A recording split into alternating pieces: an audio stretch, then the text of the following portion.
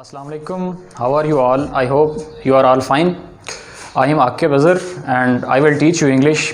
I did my masters in English from Islamic University Bahawalpur, Bahawalnagar campus.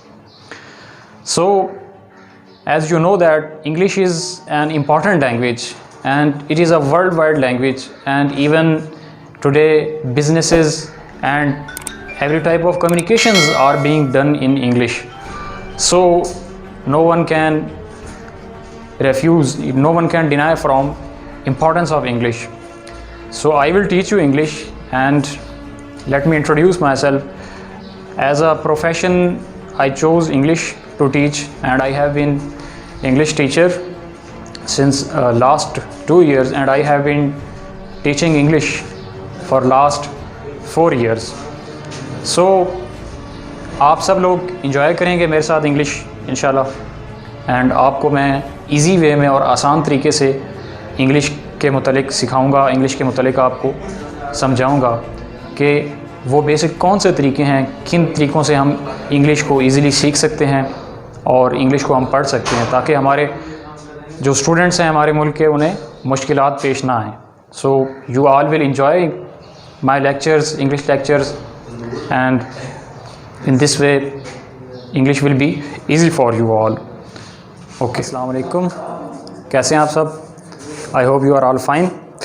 तो viewers, आज हम लोग English की कुछ बेस पढ़ेंगे कि इंग्लिश ग्रामर या इंग्लिश सेंटेंसेस वगैरह या जो भी चीज़ें होती हैं, हम उनकी बेस किस तरह होती है. तो सबसे पहले इंग्लिश जब हम सीखते हैं तो हमें इंग्लिश का इंग्लिश के लेटर्स सीखने होते हैं. इंग्लिश में सबसे बुनियाद में लेटर आता है, जिसको हम उर्दू में हर्फ कहते हैं. ABCDEFGH and so on Z तक है. इंग्लिश में 26 लेटर्स होते हैं और लेटर्स को हम उर्दू में हरूफ कहते हैं. इसी तरह उर्दू में जो है ना, वो 37 हरूफ होते हैं.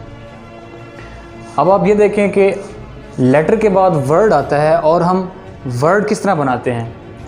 हमारे पास कुछ लेटर्स हैं, जैसे देखें A, ये हमारे पास एक लेटर है. उसके बाद L हमारे पास दूसरा लेटर है.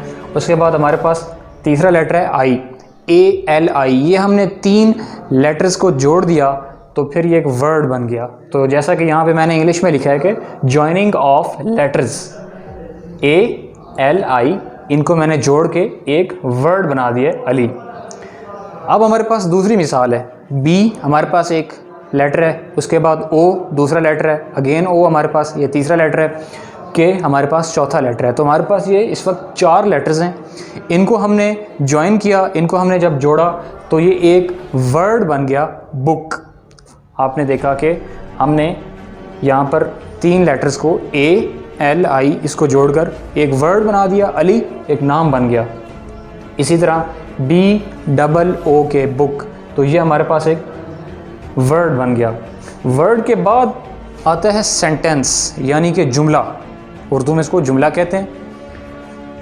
जैसे हमने लेटर्स को जोड़ा, कम से कम 2 या 3 लेटर्स को जोड़ने के बाद वो वर्ड बनता है. इसी तरह आप कम से कम 2, 3 या 3 से 4 वर्ड्स को आप जोड़ते हैं तो वो सेंटेंस बनता है.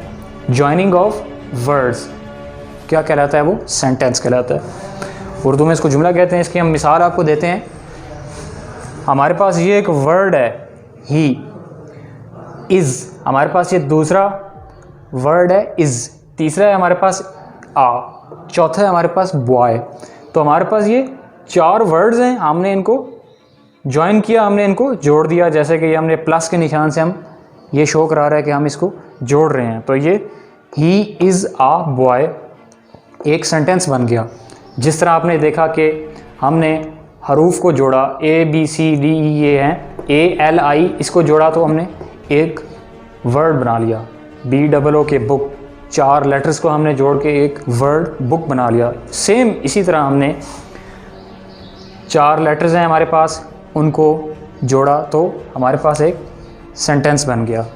तो आपसे अगर कोई पूछता है कि लेटर क्या है, तो लेटर जो है वो किसी भी लैंग्वेज में सबसे छोटी चीज़ लेटर आती।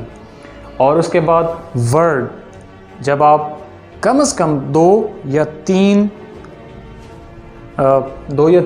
हरूफ को आप जोड़ेंगे, 2 या 3 लेटर्स को आप जोड़ेंगे, तो वो फिर एक वर्ड बन जाता है। और जब आप 2 या 3 वर्ड्स को जोड़ेंगे तो वो फिर सेंटेंस बन जाता है।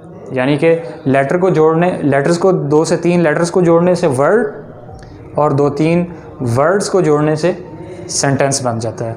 तो व्यूअर्स, ये हमारी इब्तदा थी इंग्लिश की कुछ बेसिक के बारे में कि इंग्लिश में जब हम स्टार्ट करते हैं, सीखना शुरू करते हैं, तो राइटिंग में क्या चीज़ आती है, ये इसका बिल्कुल उसकी बुनियाद है। नेक्स्ट हम लेक्चर में इसके बाद क्लॉज क्या होता है, फ्रेज़ क्या होता है, वो चीज़ें हम लोग करेंगे। तो इस चैनल को आप लाजमी सब्सक्राइब कीजिए।